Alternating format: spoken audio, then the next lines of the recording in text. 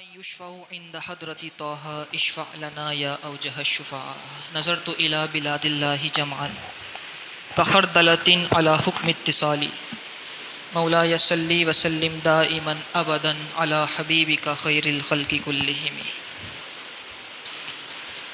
سورہ توبہ کے اندر ایک آیت ہے جس میں اللہ تعالیٰ نے اپنے حبیب صلی اللہ علیہ وآلہ وسلم کے سفر ہجرت کو بیان فرمایا ہے، ہجرت کے سفر کو بیان فرمایا ہے کہ سیدنا صدیق اکبر کے ساتھ وہ جو ہجرت کا سفر گزرا ہے اس سفر میں ہوا کیا، وہ سفر محبت ہے. دراصل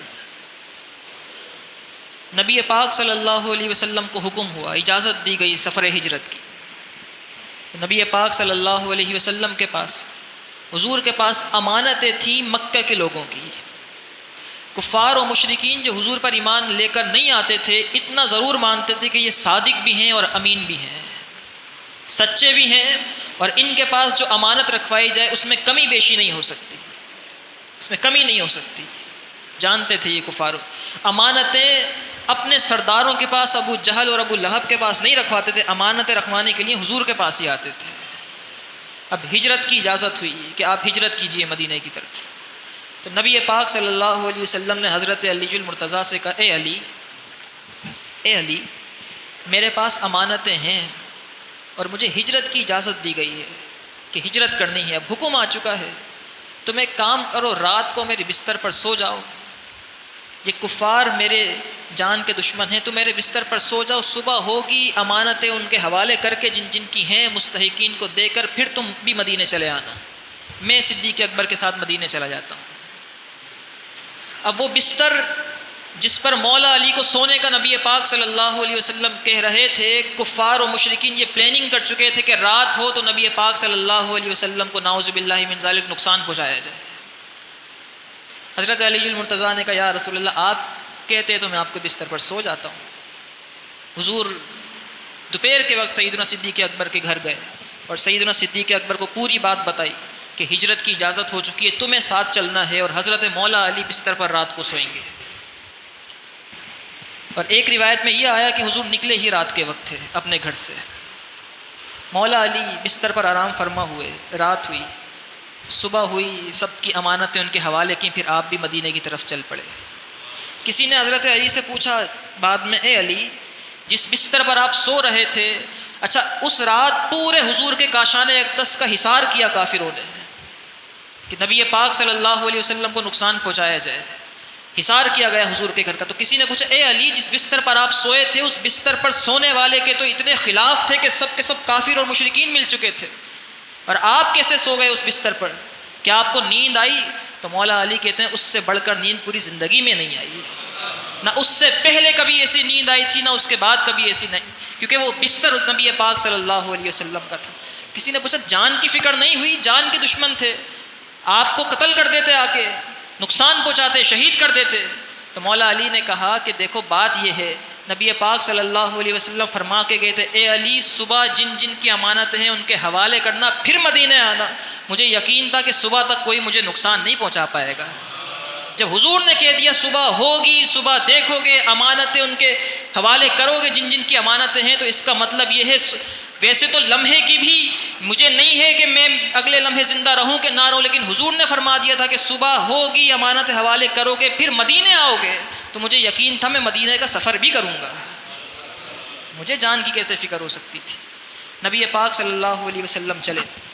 اللہ تعالیٰ نے اس واقعے کے قرآن میں ذکر کیا ہے، الا تنصروہ فقد نصرہ اللہ، اگر تم ان کی مدد نہ کرو تو اللہ ان کی مدد کرے. اللہ نے ان کی مدد کی. اذ اخرجہ الذین کفروا، جب کافروں نے انہیں ان کے شہر سے نکالا. مکہ حضور کا شہر تھا. نبی پاک صلی اللہ علیہ وسلم جب ہجرت کے لیے چلنے لگے، جب کوئی بھی انسان ہو اپنے شہر سے نکلتا ہے تو اسے اپنے شہر کی یاد آتی ہے. نبی پاک صلی اللہ علیہ وسلم مکہ مکرمہ میں پیدا ہوئے، یہیں پر ہی سب کچھ، یہاں پر خانہ کعبہ. مدینہ تو اس وقت گئے ہی نہیں تھے، ہجرت تو ہوئی نہیں تھی، ہجرت سے پہلے کا واقعہ ہے. کہنے لگے کہ نبی پاک صلی اللہ علیہ وسلم تشریف لائے خانہ کعبہ کے پاس، اور کعبے کو دیکھ کر نبی پاک صلی اللہ علیہ وسلم کی آنکھیں آپ دیدہ ہو گئیں. حضور نے فرمایا، اے کعبہ، اے مکہ، تو مجھے بہت عزیز ہے، اگر یہ کافر مجھے نہ نکالتے تو میں تجھے چھوڑ کے نہ جاتا، تو مجھے تجھے چھوڑ کے نہ جاتا۔ نبی پاک صلی اللہ علیہ وسلم سفر کے لیے چلے اور پھر پہنچے غار ہرا، ثانی اثنین، دو میں سے دوسرے۔ قرآن نے فرمایا جب غار میں گئے، یہ غار میں جانے کا منظر قرآن ذکر کر رہا ہے، غار ہرا پہنچ گئے، جس طرح پہنچے وہ تو بات الگ ہے کہ اتنا اونچا، آج بھی لوگ اتنا راستہ بن چکا ہے، جدت ہو چکی ہے، کچھ نہ کچھ سیڑھیاں بن گئی ہیں، لیکن پھر بھی جب لوگ پہنچتے ہیں غار سور تک تو ان کی حالت دیکھنے والی ہوتی ہے، اور بزرگ اور کمزور لوگ جن کی ٹانگوں میں درد ہو، گھٹنے کمزور ہوں، وہ تو پہنچ بھی نہیں پاتے، وہ تو بیچ میں رک رک کے جاتے ہیں، لیکن نبی پاک صلی اللہ علیہ وسلم کو اپنے شانوں پر سوار کر کے صدیق اکبر اوپر تک لے کے گئے تھے۔ یہ محبت کی طاقت تھی جو اوپر لے کے جا رہی تھی، اوپر تک لے کے گئے، اور پھر اللہ نے ارشاد فرمایا ثانی اثنین، دو میں سے دوسرے، ثانی کہتے ہیں دوسرے کو، اور مفسرین نے لکھا ہے ثانی سے مراد نبی پاک صلی اللہ علیہ وسلم کی ذات ہے۔ دو تھے نا غار میں، ایک صدیق اکبر تھے اور ایک رسول اللہ صلی اللہ علیہ وسلم تھے۔ ثانی اثنین، دو میں سے دوسرے، دو میں سے دوسرے تھے نبی پاک صلی اللہ علیہ وسلم۔ تو یہاں ایک سوال ذہن میں آتا ہے، قرآن حضور کو ثانی کہہ رہا ہے، اور ثانی تو حضور ہو ہی نہیں سکتے، جہاں دو ہوں وہاں اول حضور ہی ہیں، بلکہ یہ تو صدیق اکبر ہیں، صحابی ہیں، حضور کے غلام ہیں نا، اگر تمام انبیاء بھی جمع ہو جائیں تب بھی حضور ثانی نہیں ہو سکتے، حضور اول ہیں، اول ہی رہیں گے، وہ تو امام الانبیاء ہیں۔ تو قرآن کیوں ثانی کہتا ہے یہاں پہ؟ ثانی اثنین، دو میں سے دوسرے، آپ سمجھ رہے ہیں بات؟ قرآن حضور کو ثانی اثنین، دو تھے صدیق اکبر اور حضور، جن میں سے حضور دوسرے ہیں، قرآن دوسرا کیوں کہتا ہے؟ سوال ہے نا، دوسرے اگر حضور ہوئے تو پہلے صدیق اکبر ہو گئے، ہیں ہی دو، تیسرا تو کوئی ہے ہی نہیں، قرآن کیوں ثانی کہتا ہے نبی پاک صلی اللہ علیہ وسلم کو؟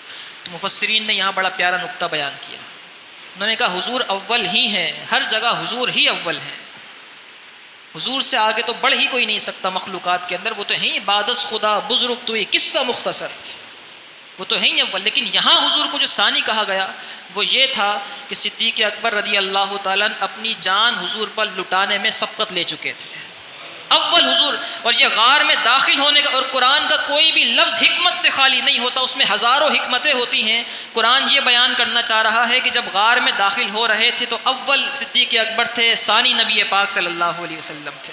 اور اول کیوں صدیق اکبر تھے؟ اول اس لیے صدیق اکبر تھے کہ جب غار میں داخل ہونے لگے تو صدیق اکبر نے عرض کی یا رسول اللہ ابھی مت جائیے گا، پہلے مجھے جانے دیں، دیکھ کر آؤں کوئی موذی جانور تو نہیں ہے، کوئی سانپ بچھو، اتنا پرانا غار ہے، کوئی ایسا کیڑا تو نہیں ہے جو نقصان پہنچا دے۔ آپ اندر گئے، پورے غار کی صفائی کی، غار میں جگہ جگہ سوراخ تھے، آپ نے اپنا کرتا پھاڑا اور ہر سوراخ کو بھر دیا، آپ نے ہر سوراخ کو بند کر دیا۔ صدیق اکبر رضی اللہ تعالیٰ عنہ، ایک سوراخ رہ گیا، اس سوراخ پر صدیق اکبر رضی اللہ تعالیٰ نے اپنی ایڑی رکھ لی، بعض نے کہا اپنا انگوٹھا رکھا، بعض نے کہا ایڑی رکھی۔ اب انگوٹھا جو رکھا اس کی حکمت میں، اس کی ایک وجہ بعد میں آپ کو بتاؤں گا۔ بعض نے کہا ایڑی رکھی، اور ایڑی رکھنے والی روایات زیادہ ہیں کہ صدیق اکبر نے اپنی ایڑی رکھی، اور پھر آپ بیٹھ گئے، پھر آپ نے نبی پاک صلی اللہ علیہ وسلم کو کہا حضور آپ تشریف لے آئیں اندر، غار صاف ہو چکا ہے، غلام نے صاف کر دیا غار، اندر تشریف لے آئیں۔ نبی پاک صلی اللہ علیہ وسلم غار ثور میں تشریف لے گئے، حضور اندر گئے، تشریف لے گئے تو نبی پاک صلی اللہ علیہ وسلم نے صدیق اکبر رضی اللہ تعالیٰ کی گود میں سر رکھا، اور سر رکھنے کے بعد حضور محو استراحت ہو گئے۔ انبیاء کی شان یہ ہوتی ہے کہ انبیاء کی آنکھیں سوتی ہیں، دل نہیں سوتا، ان کے دل جاگتے رہتے ہیں۔ صدیق اکبر رضی اللہ تعالیٰ کی گود میں سر رکھ کے یہاں ایک خیال ذہن میں آتا ہے کہ ایک وہ معراج تھی جو نبی پاک صلی اللہ علیہ وسلم کو کرائی گئی، حضور تشریف لے گئے معراج پہ، فکان قاب قوسین او ادنی، دنا فتدلی فکان قاب قوسین او ادنی، اتنے قریب ہو گئے اور اس مقام پر چلے گئے کہ جو مکان ہی نہیں تھا، اللہ اور اس کے حبیب کی ملاقات جو ہوئی وہ معراج تھی حضور کی۔ کرنے والے صدیق اکبر ہیں کہ حضور نبی پاک صلی اللہ علیہ وسلم کا دیدار صدیق اکبر اس وقت کر رہے تھے جب دنیا میں کوئی حضور کا دیدار نہیں کر رہا تھا، غار ثور میں تھے نا، کوئی اور نہیں دیکھ رہا تھا اس وقت حضور کو، صرف صدیق اکبر تھے اور ان کی نظریں تھی حضور کے چہرے کی طرف۔ یہ صدیق اکبر کی معراج ہو رہی تھی، اور یہ معراج کیوں کرائی جا رہی تھی؟ تاکہ آگے صدیق اکبر رضی اللہ تعالیٰ کا سینہ اتنا مضبوط ہو جائے کہ بعد میں انہیں خلیفۃ الرسول بننا ہے، رسول اللہ کا خلیفہ بننا ہے، اور خلیفۃ الرسول کوئی عام نہیں، اور خلیفۃ الرسول بھی وہ جو امام الرسل ہے، جو رسولوں کے امام ہیں، ان کا خلیفہ بننا ہے۔ دل مضبوط کیا جا رہا تھا سیدنا صدیق اکبر رضی اللہ تعالیٰ عنہ کا۔ اب آپ نے رکھی وہاں ایڑی، اور اس غار میں ایک سانپ تھا۔ یہاں پہ سیرت نگاروں نے لکھا ہے کہ وہ سانپ کئی سالوں سے، بعض نے کہا کئی 100 سال سے اس غار کے اندر رہ رہا تھا۔ جب سے اس سانپ کو معلوم ہوا تھا کہ اس غار کے اندر نبی پاک صلی اللہ علیہ وسلم تشریف لائیں گے، وہ اس غار کے اندر ہی رہ رہا تھا، نکلتا نہیں تھا باہر کہ حضور کی زیارت کروں گا، حضور کی زیارت کروں گا نکل کر۔ لیکن سارے سوراخ تو بھر دیے تھے، ایک سوراخ پہ ایڑی رکھ دی تھی، کسی اور سوراخ سے نکلنے کی جگہ نہیں ملی، تو سانپ نے سوچا اسی سوراخ سے نکلا جائے۔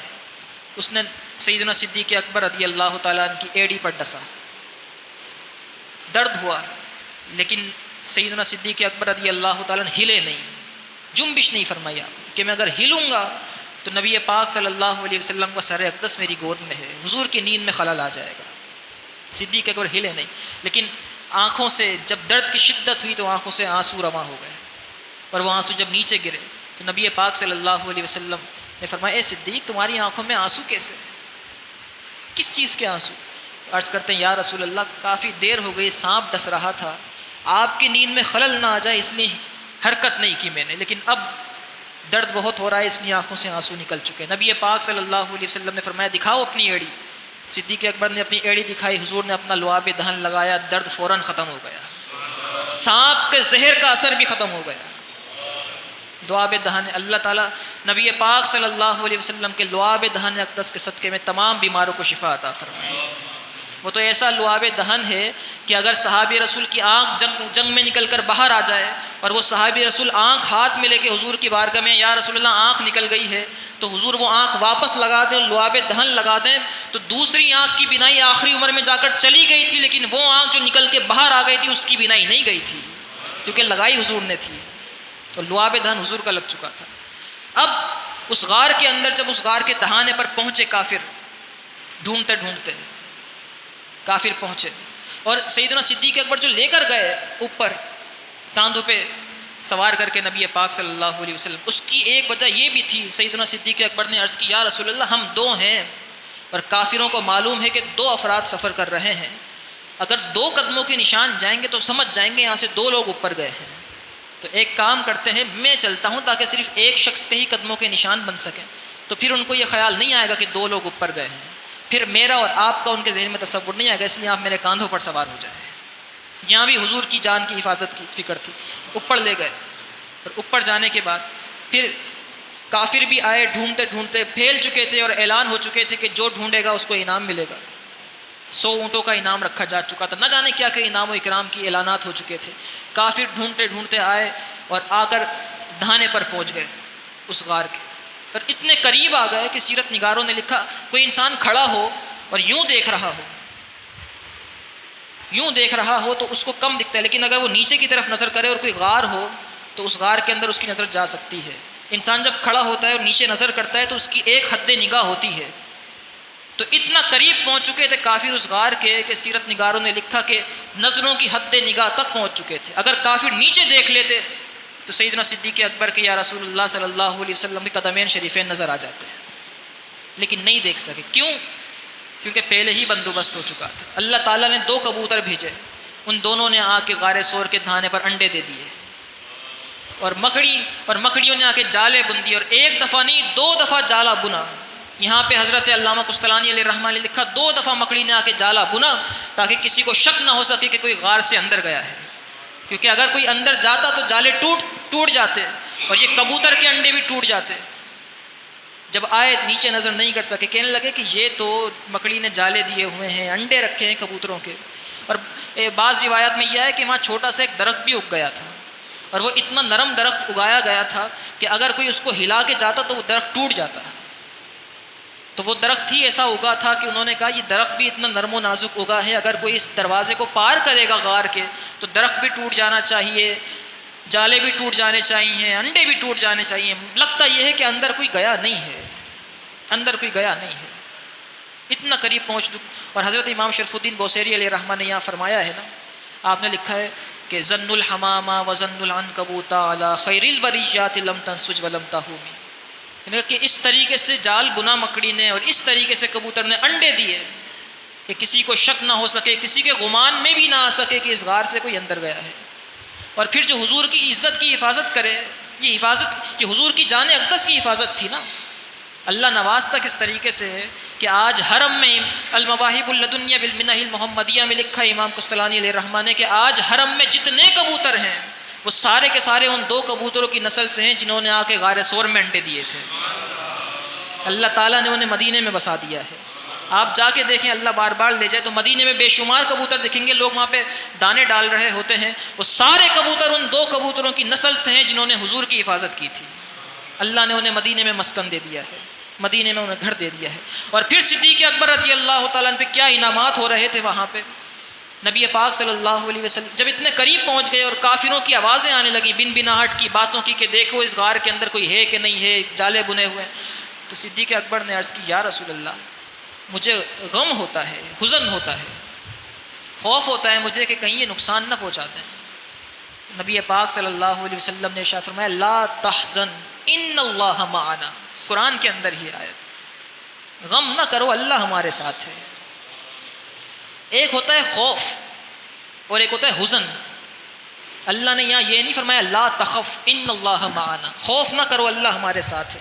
اللہ نے فرمایا لا تحزن ان اللہ معنا۔ خوف اور حزن میں ایک فرق ہے۔ حزن و ملال کا لفظ آپ نے سنا بھی ہوگا، اردو میں مشہور ہے۔ خوف اور حزن میں فرق یہ ہے کہ خوف ہوتا ہے اپنی جان کا، اپنی جان کی جب لالے پڑے ہوں تو خوف ہو جاتا ہے، ڈر لگتا ہے، لیکن اگر محبوب کی اور کسی پیارے کی جان کا خوف ہو تو خوف نہیں ہوتا، وہ حزن ہوتا ہے، اسے غم کہتے ہیں۔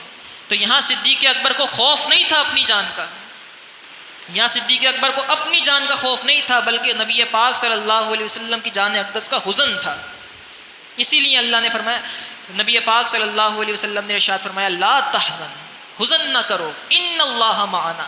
یہ ان اللہ معنا جو ہے یہ سیدنا صدیق اکبر کا بہت بڑا تاج ہے، ان اللہ معنا، جس کو اگر کوئی سمجھ لے تو جھومنے لگ جائے۔ وہ کیا ہے؟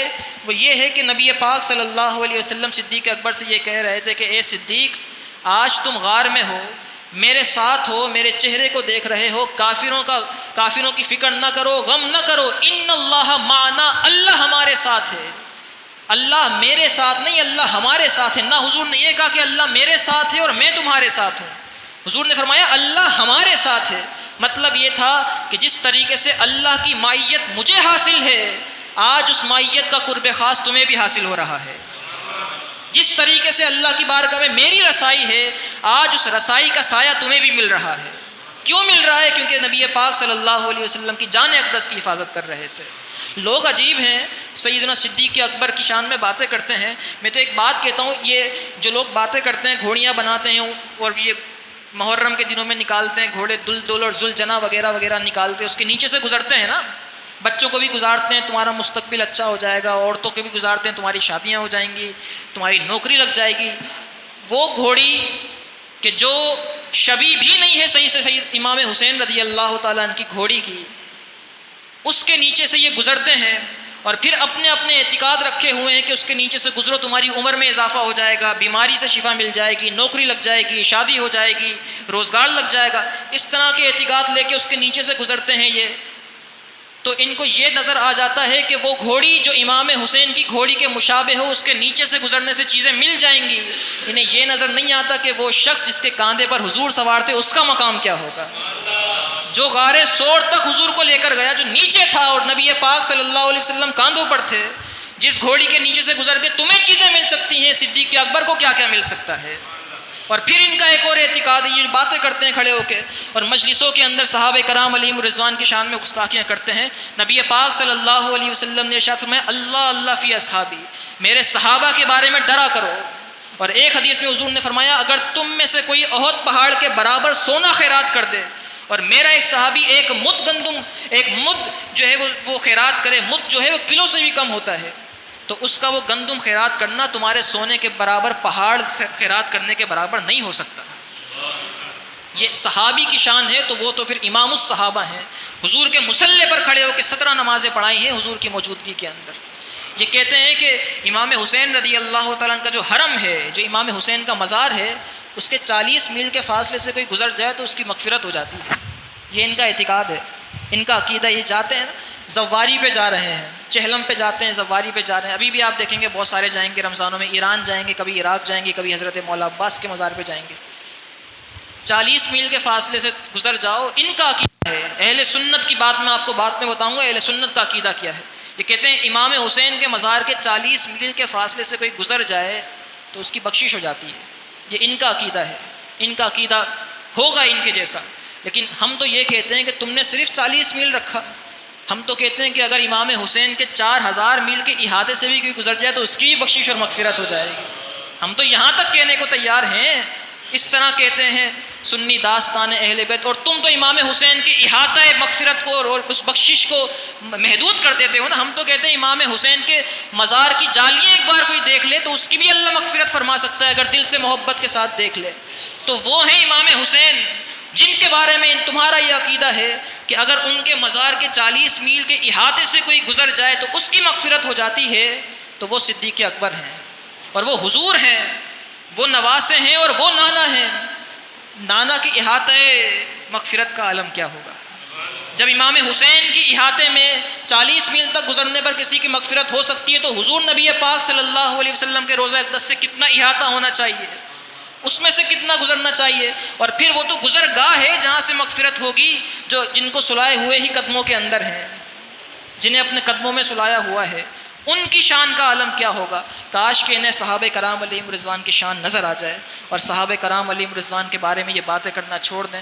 صدیق اکبر رضی اللہ تعالیٰ عنہ کا مقام اتنا بلند و بالا ہے کہ نبی پاک صلی اللہ علیہ وسلم نے ارشاد فرمایا مجھ پر جس نے احسان کیے میں نے سب کے احسان اتار دیے سوائے صدیق اکبر کے۔ صدیق اکبر کے احسانوں کا بدلہ خود رب ذوالجلال اتارے گا، خود رب ذوالجلال صدیق اکبر کے احسانوں کا بدلہ اتارے گا۔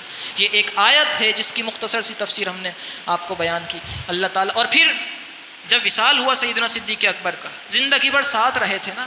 علامہ اقبال نے فرمایا ہے، علامہ اقبال نے پوری نظم لکھی ہے فارسی میں۔ آپ نے کہا ہے من شب صدیق راتی دم بر خواب، گل زراہ خاک اونچی دم بخواب، آمن الناس بر مولائے ماں، آ کلیم اول سینہ ماں، ہمت او کشت ملت راچو ابر، ثانی اسلام و غارو بدر و قبر۔ پوری فارسی میں ایک نظم لکھی ہے علامہ اقبال نے۔ علامہ اقبال فرماتے ہیں کہ صدیق اکبر کی شان یہ ہے کہ اگر پوری ملت اسلامیہ، پوری امت کی ہمت اور طاقت اور جرت اور شجاعت کو ایک باغ سے تعبیر کیا جائے تو اکیلے صدیق اکبر کی ہمت ایسی ہوگی کہ وہ پورا باغ تو امت کی ہمت ہے نا، اور اس پورے باغ کو سیراب کرنے والا صدیق اکبر کی ہمت ہے، کہ حضور کے بعد امت کو سہارا دینے والے صدیق اکبر تھے۔ نبی پاک صلی اللہ علیہ وسلم کی وصال کے بعد صدیق اکبر جب گفتگو کیا کرتے تو آپ کے دہن اقدس سے ایسی خوشبو آیا کرتی تھی جیسے کسی جلی ہوئی چیز کی۔ جب طبیبوں کو دکھایا گیا تو طبیبوں نے کہا کہ کسی کے فراق میں ان کا جگر جل چکا ہے۔ جو خوشبو آتی ہے نا جلنے کی، یہ اس کی وجہ سے ہے کہ ان کا جگر کسی کے فراق میں جل چکا ہے، لیکن ظاہر نہیں کیا انہوں نے کسی کے اوپر بھی۔ کیوں؟ کیونکہ امت کو سہارا دینا تھا۔ اگر صدیق اکبر بھی وہاں ظاہر فرماتے تو پھر امت کو سہارا کون دیتا۔ اور جب صدیق اکبر کا وصال کا وقت قریب آیا تو انہوں نے کہا اپنے صحابہ کو بلا کے، ساتھیوں کو بلا کے کہ اے میرے ساتھیوں، جب میرا انتقال ہو جائے تو مجھے نبی پاک صلی اللہ علیہ وسلم کے ساتھ دفنا دینا۔ تشویش پیدا ہوئی، کیسے دفناتے ہیں؟ حضور کا حجرہ ہے، اور حضور کے حجرے میں اور کیسے کسی کو دفنایا جا سکتا ہے؟ آج بھی کسی ولی اللہ کا حجرہ ہو اور مزار ہو اور کوئی کہہ دے آ کر کے مجھے وہاں دفنا دینا، تو پہلے باتیں ہوتی ہیں، ڈسکشن ہوتی ہے کیسے دفنا دیا جائے۔ وہ تو پھر نبی پاک صلی اللہ علیہ وسلم کا حجرہ اقدس تھا جہاں حضور تھے، کوئی تیسرا تھا ہی نہیں، دوسرا بھی کوئی نہیں تھا۔ صدیق اکبر رضی اللہ تعالیٰ عنہ کیسے، صدیق اکبر رضی اللہ تعالیٰ عنہ نے فرمایا کہ دیکھو بات یہ ہے، جب میرا وصال ہو جائے تو جب مجھے کفن دے دیا جائے، جب میری نماز جنازہ پڑھ لی جائے تو پھر میرے جنازے کو جا کے نبی پاک صلی اللہ علیہ وسلم کے روضہ اقدس کے سامنے رکھ دینا، اور پھر جا کے بلند آواز سے یہ کہہ دینا، ایک مرتبہ محبت سے یہ کہہ دینا کہ یا رسول اللہ، آپ کا غلام آپ سے ملنے آیا ہے، چاہیں تو اسے اندر بلا لیں، دروازہ کھل جائے تو مجھے اندر دفنا دینا، دروازہ نہ کھلے تو جنت البقیع میں جا کے دفنا دینا۔ صحابہ نے ایسے ہی کیا، آپ کا وصال ہوا، آپ کو کفن دیا گیا، غسل دیا گیا، نماز جنازہ پڑھی گئی، آپ کی ڈولی کو اور آپ کے جسم مبارک کو لے کر نبی پاک صلی اللہ علیہ وسلم کے در اقدس پہ جا کے رکھا گیا آپ کے حجرے کے باہر، اور پھر جا کے عرض کی یا رسول اللہ، آپ کا غلام آپ سے ملنے آیا ہے، چاہیں تو اندر بلا لیں۔ جیسے ہی یہ کہنا تھا نبی پاک صلی اللہ علیہ وسلم کے روضہ اقدس کا دروازہ کھل گیا، دروازہ کھل گیا، اور پھر آواز آئی رفیق کو رفیق سے ملا دو، دوست کو دوست سے ملا دو۔ بعض نے کہا یہ اندر سے آواز آئی آؤ دوست کو دوست سے ملا دو، اور پھر صدیق اکبر رضی اللہ تعالیٰ عنہ کی تدفین نبی پاک صلی اللہ علیہ وسلم کے دائیں پہلو میں کی گئی۔ اللہ تعالیٰ ہمیں صحابہ کرام علیہم الرضوان کا فیض عطا فرمائے، محبت عطا فرمائے، اور ان شریروں کے شر سے اللہ ہمیں محفوظ فرمائے۔ وآخر الدعوایا ان الحمد للہ رب العالمین، اللہم انت السلام ومنک السلام والیک یرجع السلام، حینا ربنا بالسلام وادخلنا دار السلام تبارکت وتعالیت یا ذی الجلال والاکرام۔ یا الہ العالمین، نبی پاک صلی اللہ علیہ وسلم کے لعاب دہن اقدس کا صدقہ واسطہ تمام بیماروں کو جلد از جلد مکمل شفا عطا فرما۔ وصلی اللہ تعالی علی خیر خلقہ ونور عرشہ وزینت فرشہ وقاسم رزقہ سیدنا مولانا محمد وعلی آلہ وصحبہ اجمعین برحمتک یا ارحم الراحمین۔